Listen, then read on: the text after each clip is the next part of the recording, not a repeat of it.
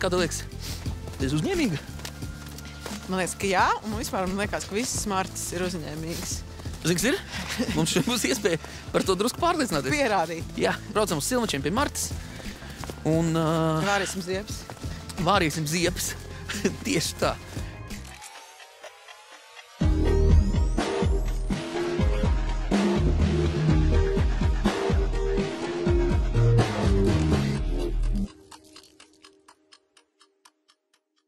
Jēzus, būšu bagāti, man ir bizness. Šis ir diezgan muļķīgi jāatzīst. Mērķis bija radīt produktu priekš bērna. Citam vajag uzreiz tā, daudz. Jā. Mēs esam TikTokā sasnieguši krietni lielāku sakotāju skaitu nekā Facebookā un Instagramā kopā. Viss, kas nav Rīga, saņem diezgan nopietni no Eiropas finansēm. Pircējs parāda priekšā pilnīgi visu. Ej, meitenes, uztaisot biznesu bez biznesa plāna. Jā, mēs tā varam. Es ceru, ka var redzēt, kas tas laimīgi.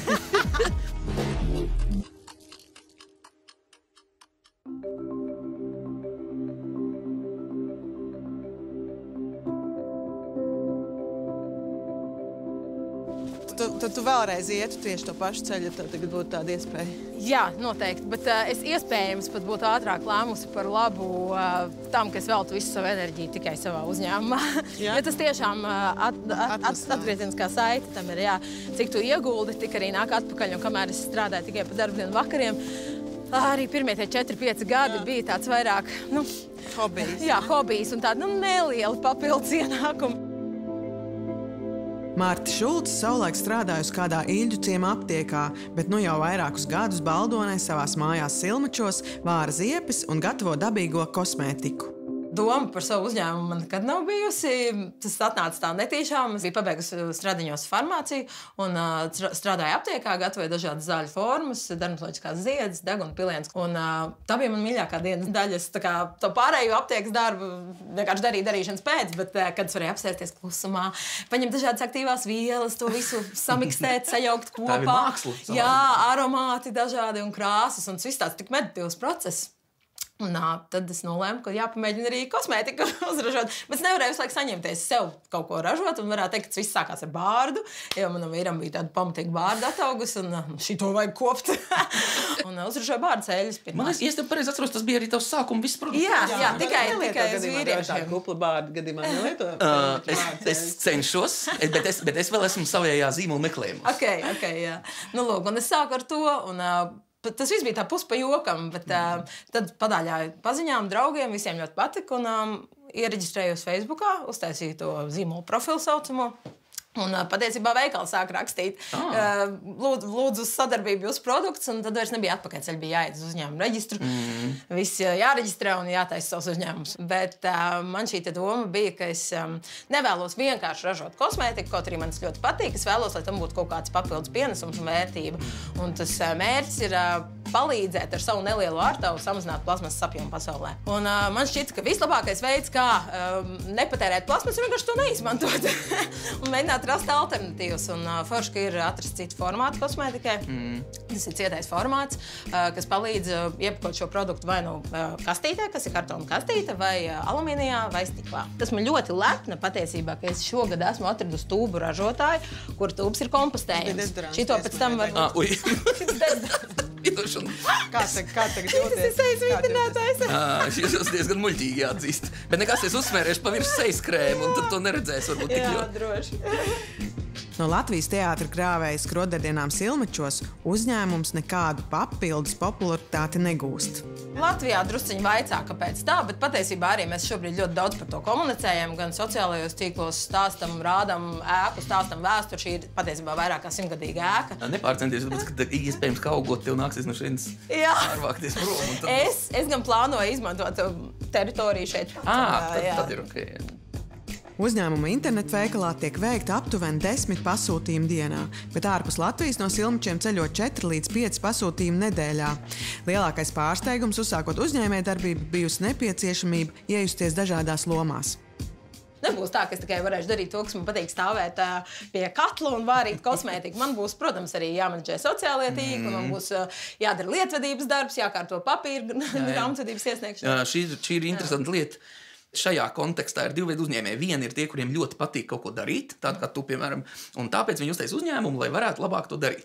Otri savukārt ir tie, kuriem gribās vadīt, viņiem gribās kapitālu, viņiem gribās pāraudzību. Nu, lūk, un tā lielākā, bieži vien aizbiedējošā lieta tādiem kā tev ir tā, ka tu vien brīdi pamani, ka tev nepatīk vairs tas, ko tu dari. Vai ne? Nu, ka ir pagājis kaut kāds laiks un saprot to, ka tev jau ir cilvēks, kas nodarbojas, piemēram, ar to visu lietu, kas tev patikās kādreiz, taču viņš negrib nodarboties ar administrēšanu un izplatīšanu un pārdošanu vispār.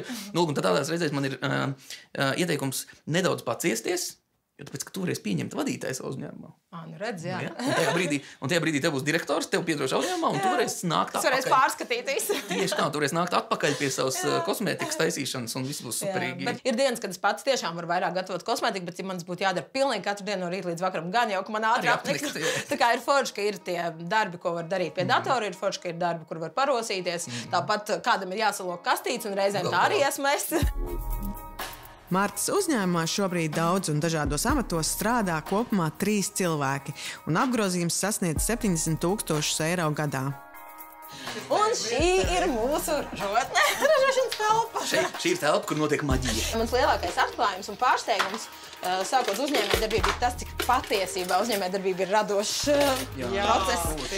Jo ir gan radošas lietas, cik daudz idejas tu var realizēt un izdomāt, gan ir šis te ikdienas darbi, monotonie darbiņi, ko var apdarīt, gan ir problēma situācija, risināšana. Tā ir lielā mazumtirdzniecība, tev neinteresē vai tevi neņem? Nu, ir tā, es apzinos, ka tur droši vien iepirkuma cena varētu būt diezgan maza, un man pašai, godīgi sakot, īpaši nevēl. Šobrīd es iztēloties, ka es varētu tikt galā ar 10 cilvēku komandu, aptuveni jaunas ražotnes telpas, kas ir, protams, lielāks nekā šīs, daudz vairāk produktu, protams, lielāks apgrozījums, arī priecāšos par eksportu Eiropu un arī tālāk.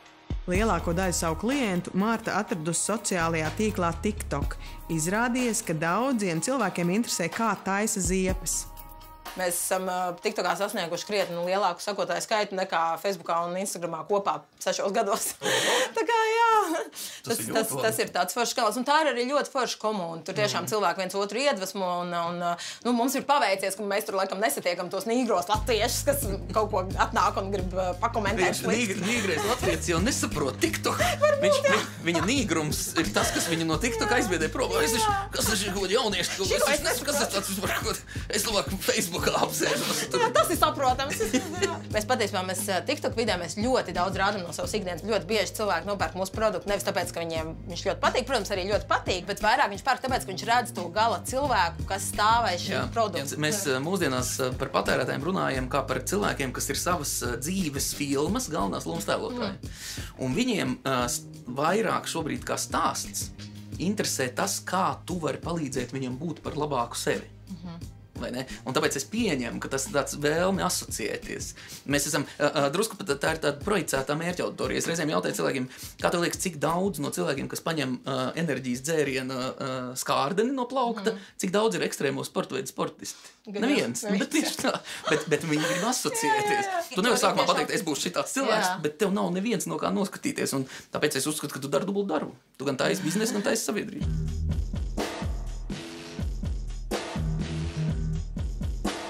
Kā tev, Marta, bija drosme uzsākt, ja bija tik daudz konkurentu? Drosme? Laikam es izbaudīju vienkārši procesu. Es nedomāju tik daudz par to, kas varētu notikt un vai izdosies vai nē. Man vienkārši ļoti gribējās redzēt, kurš šis aizvedīs, jo man bija tāda laba sajūta. Bet tādā gadījumā varbūt ir tā, ka nevis vajag vairāk domāt, tur vajag mazāk domāt. Tieši tā, sākot uzņēmējdarbību. Tās problēmas viņas jau tev sadzīs. Kāpēc tev šodien paredzēt problēmas rītdien, ka viņa paredzēšana tev nemaina neko dzīvē? Par to visu laiku, jā. Tā, kur formiņu tu gribēsi? Sirsniņa, protams. Sirsniņa, jā. Un tagad smaržvielu vēl jāpieliek klāt. 4 pilieni lavandas. Jā. Var arī vairākas smaržas likt klāt. Jā, tieši tā. Lavanda man šķiet ar priedies ļoti labi kopā. Bet viņi nesajauksies tajā formiņā? Nu, jāskaita, ka sacietē būs. Varēsim ielikt vēlreiz mikroviņu krāsnī. Tev vairāk ir tikai individuāli pircēji vai veikali? Pusi uz pusi varētu teikt, jā, pusi uz pusi. Mājaslapā tā tad ir tie, kas pērk patiešo klientu, un tad ir gan sadarbības partneri veikali Latvijā, gan ārzemēs. Es liešu virsū, redz, viņš jau gan izsacīt. Jā, es uzpūtīšu ātri spirtu, lai burbuļi neveidojās. man liekas, arī Jāni bija nāc labais padoms, kad tu domā par to savu uzņēmumu, tu domā par to, ja tu tagad viņu izdomātu pārdot, cik tu nopelnītu uz to, cik kāds par to varētu samaksāt, un tad liekas, man īstenībā labi iet. Uzņēmēja darbību var redzēt kā tādu krājkasīti. Jo, ja tu būtu algotā darbā, tie brīdi tu aiziet no darba, tu vari paņemt līdzi savu pieredzi, lai izmantotu viņu nākošajā darbā iekārtoties. Savukārt, kā uzņēmējs, it sevišķi, ja tu izlem, piemēram, izkāpt no uzņēmuma laicīgi, tātad, kamēr tur vēl kaut kas notiek, tu būsi kā mazāk raikasītē, visu to metus iekšā. Atpazīstamība, izplatītāji, noslēgtie līgumi, tavas receptes, viss tur ir tik daudz manis, man šķiet, Tas ir kā mēs bērns, tu nevari viņu pārdot tik vienkārši. Un es arī nevarētu uz savu uzņēmumu šobrīd pārdot, jo mēs nepareizi, tu domājam pareizi. Protams, tā domāt nav produktīvi. Uzskatot, ka uzņēmums ir kaut kas nekustams, tātad, ka viņš nav prece.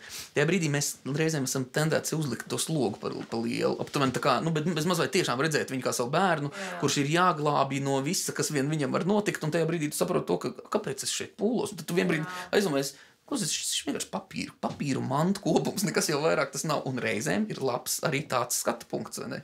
Jo tad tu zini, viss ir kārtībā, šis ir tikai uzņēmums. Nevajag beigīgi Laikam jāiemācās tādu lietu, tas nenāk viegli, Nodarbojoties ar uzņēmējdarbību, Mārta kļūst pacietīgāka un vairāk uzticis intuīcijai. Viņa nekad nav ņēmusi kredītu, bet Jānis uzskata, ka no tā nav jābaidās. Ja banka vispār kredītu tev dod, tad jau viņa tic, ka varēs to arī atdot. Domājot par finansēšanos, parasti ir jādomā par divām lietām. Mēs varam finansēt pamatlīdzekli, mēs varam finansēt apgrozāmo. Apgrozāmais tas ir šis. Viņš ir viss, kas tev te stāv plauktos. Ja tu jūti, ka, piemēram, ir tāda situācija, ka tev pietrūkst apgrozāmo līdzekļu, bet tev apjoms ir tik liels iet, ka tu īstenībā varētu ar vairāk apgrozāmiem nopelnīt vairāk, tajā brīdī tu aizņemies bez riska. Tas ir savukārt par pamatlīdzekļiem arī jādomā par to, ko tu ar to pamatlīdzekli, piemēram, jaunu iekārtu vari saražot. Un atkal, ja tu redzi, ka tavs pieprasījums aug tik strauji, ka tu īstenībā tūlīt jau vairs nevarēsi, tajā brīdī tā ir droša lieta finansēties. Turklāt, un to ir arī svarīgi uzsvērt, banka sektora finansētājs jebkurā gadījumā to risku vērtēs.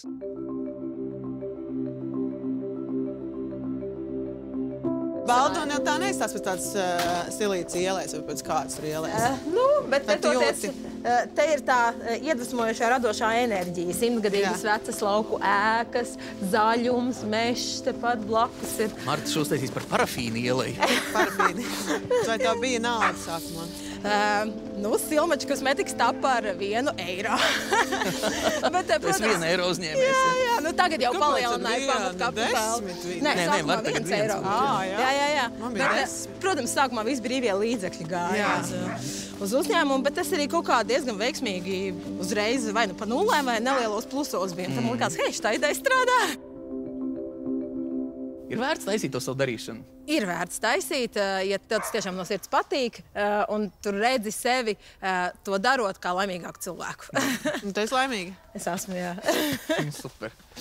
Es ceru, ka var redzēt, ka es laimīga.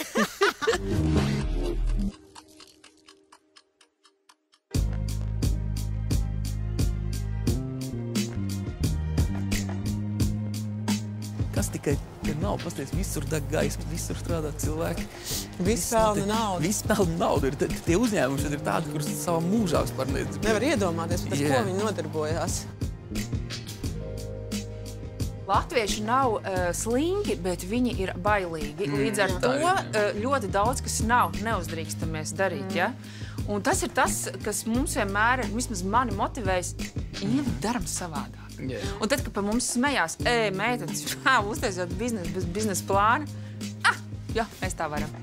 Tieši tā, bez biznesa plāna. Abas smalkās uzņēmējas Olēnē pirms vairākiem gadiem nodibināja uzņēmumu Smalkais muslis. Ideju Ilze Kalāts-Bērziņa noskatījās Vācijā un atveda sev līdzi uz mājām. Man bija ideja, kā jau kārtīgo Latviju.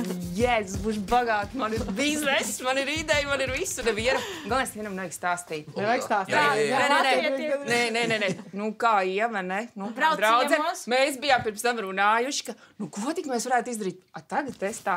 Tu jau atbrauc ar savu ideju, un tev liekas, viņa jau bagāta. Bet vai viņi vispār varēs šo dalīties? Kā pirmo miljonu negribēja dalīties. Jā. Ilzes jaunākais bērniņš bija no tiem mazuļiem, kam nekas negaršo, bet šāds Vācijā noskatīts produkts bija vienīgā veselīgā lieta, ko mazais labprāt patērēja. 3 mēnešus viņa biznesa ideju pašai ražot smalki samaltu dažādu graudu un augļu musli turēja savā prātā, līdz saņēmās to izstāstīt savai draudzenei Ievai Biķei. Tas viss tā notika tik ārkārtīgi raiti, tik dabiski, tik... pats no sevis. Jā. Tā kā šis viss ar bērniem sāni, šitā te vakariņas gatavojām, un pār vienu pirkstu WhatsAppā, kā sauks mūsu produktu, kā uzņēmumu, kā visam tā arī. Zīmolu. Pie maltās gaļas mērķis stapa, Nosaukums smalkais muslis. Kāpēc smalkais muslis? Tāpēc, ka latviešiem nepatīk putras. Jā. Jo vispār viņš nāk no Vācijas, un Vācijā viņš ir putra. Bet kas notika ar latviešiem, latviešu sievietēm? Mums ir daudz draudzenes apkārt, mēs sākām šo produktu dot viņām tā kā testēt, nogaršot, un ko viņas izdarīja, viņas neēda kā musli.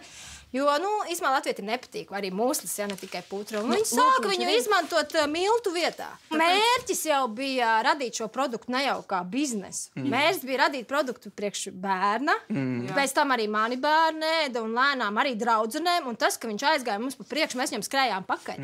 Mēs jau nemaz negribējām to biznesu, to uzņēmējdarbību, to karjeru, to visu. Mēs bijām mātes, kas kopā ar bērniem, kas kaut ko čubinās un rada kaut ko. No tā saņemu nelielu samaksu, par ko izdzīvot. Ko tu melo? Vai nebija? Bija pilnīgi citādā. Kādu nelielu samaksu, Es taču pirmā laikā gatavos tā naudu. Nē, ar Ilzi bija citādā. Noteikti jau. Jo Ilzi bija pilnīgi izdomājusi, ka viņi būs bagāti miljonāri, jo visi uzņēmēji Latvijā, lieli vai maz, viņi ir bagāti. Es jau zināju, es jau biju uzreiz kritiskai, tur nevar tā būt, Nē, nevis nesanāks, bet tā nav. Es vienkārši to zināju. Ilzi to nezināju. Kamēr es viņu mēģināju apgaismot, pienāca jau tas brīdis, ka viņi saprata, ka viņa strādā daudz, bet no tā neko neiegūst, jo viņi visu laiku iegulda. Visu laiku ir jāiegulda tā nauda. Kaut kādā brīdī taču kaut ko sev var samaksāt. Jā, protams, bet ne miljonu. Ne miljonu, un tu beigās saproti to, ka tā nauda beigās arī nav tas dzinulis. Tas ir pats svarīgākā lieta, ko vispār ir jāiemācās uzņēmējiem. Ja nauda ir instruments, nevis mērķis, tad ir viss forši. Tur tikai uzņēmējiem, tas jāsaprot jebkuram cilvēkam īstenībā. Kur jūs dabījāt naudu sākumā, vai jums vajadzēs par naudu? Kādu naudu? Nē, pirmais arī bija tas, ka Ilze teica, labi, es iešu malt, virtuvē vakaros naktī es tikmēr mājās pie datora sāku meklēt naudu, Mums bija 100 eiro. Tie bija Ievas pirmie 100 eiro. Un galvenais, tie ir tas atkal, kāds tu esi cilvēks, citam vajag uzreiz tā, daudz, uzreiz tā, tā ritīgi. Jā, paņemsim kredītu. Es te esmu, ražotnes tramvaja sienā, tur viss nolīmēts. Cits sāk vienkārši pa bišķiņam maziņam. Tā uzņēmums pa maziņam iet arī uz priekšu, un abas kompaniones joprojām ir arī 2 vienīgās darbinieces. Viens, nekā. Baigi grūti. Ļoti grūti. Ja ir 2, tad jau tu mini. Es nezinu, kā ir 3. Bet ar 2 ir ideāli. Ir interesanti tas, ka mēs esam ļoti līdzīgs, bet Ieva ir vairāk tendēta, bet viņai padodās, viņai patīk darbs ar ko? Ar datoru. Ar datoru, ar mārketings, cilvēki un pārdošana. Ar dzelžiem. Man atkal viss tas, kas ir vajadzīgs ar rokām. Viss, ko var izdomāt, pielīmēt, sataisīt un piekārtot, tīrīt, laucīt un tādas lietas, Mēs augam pakāpeniski un dabiski, tā kā pašas no sevis. Mēs negribam mākslīgi izaugt. Tā, paņemt investoru, viņš mums iedod miljonu, mēs tagad sitamies pie dzīvu. Nē, to nē. Tas nav mūsu. Mēs augam. Ir redzēti ļoti arī slikti piemēri šādās situācijās. Vismaz tas, ko es no jums redzu, ir tas, ka jūs izvēlējāties brīvo resursu pārvērst nevis naudā, bet laikā. Ka būtu pavēlnieki par pašu savējo laiku.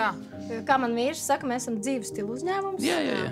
Tāds pats var visu kontrolēt, tev neviens nekontrolē. Protams, ka augot, mums ir noslēgta līguma ar lielveikaliem, un tev ir atbildība, tev ir jāved tajā dienā pulkstenis tikos prece, tu nevari vairs tā vienkārši kaut kur aizbraukt uz Balī vai es nezinu, kaut kur atpūsties uz mēnesi.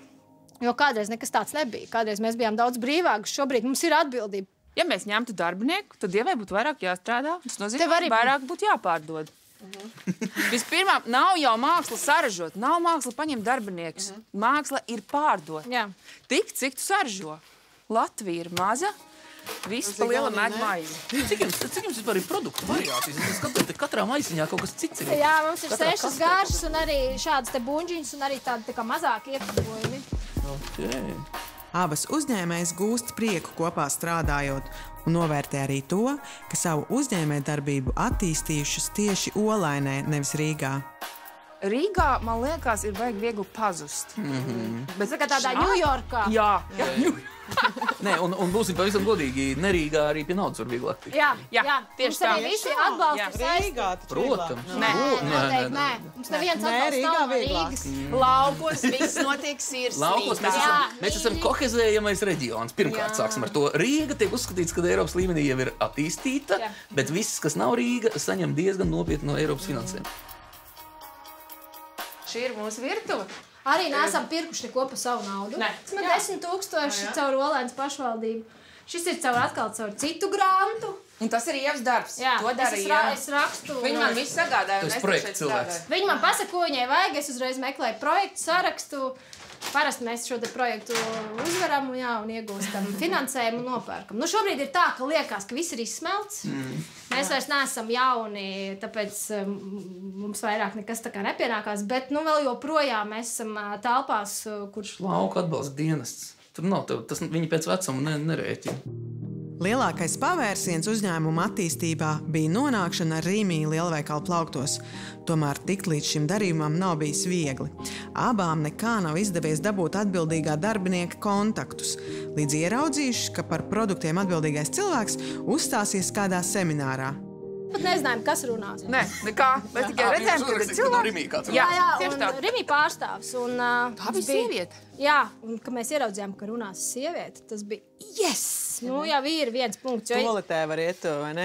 Mēs viņu pie toaletes arī Līdzīgs tas stāsts arī bija, ka viņa norunāja un viņa gāja ārā. Pilnīgi klasiski standarti. Mēs pakaļ ar maisiņu. Nospēlēja varbūt to lomu tas, ka viņa ieraudzīja to produktu, viņa tā kā atpazina, jo tajā laikā mēs jau ļoti spridzinājām sociālajos tīklos. Un viņai prasījām vizītkarti, viņa teica, ka viņai nav, jo visi, man liekas, tie cilvēki ir tādi spoki, viņi nevar atrast sociālajos tīklos, viņi nav vispār neeksistē, viņai pat nav it kā vizītkarti. Ko es teicu?